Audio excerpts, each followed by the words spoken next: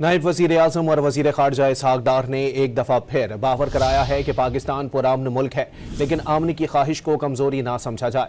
भारत को राफ़ेल तैयारों की तबाही पर दुनिया भर में हज़ीमत उठाना पड़ी। पूरी कौम ने भारत से कशीदगी के दौरान भरपूर इत्तेहाद का मुज़ाहरा किया। नायब वज़ीर आज़म ने अपने दौरे चीन को इंतहाई कामयाब करार दिया। वाज़ेह किया कि चीन में सहफरी मुलाकातों में अफ़गान हुकाम भी शामिल थे। इन मुलाकातों में अपनी सरजमीन दहशतगर्दी के लिए इस्तेमाल ना होने पर इत्तेफाक किया गया। मशीनरी काम नहीं करती, साथ साथ बहादुर दलेर मुसलमान भी बीच में पीछे बैठे होने चाहिए। तो आपने देखा कि पाकिस्तान को अल्लाह ताला ने वो कामयाबी अता की कि आज सारी दुनिया इस बात को मान चुकी है कि कोई नया नॉर्म नहीं इस्टेब्लिश हुआ।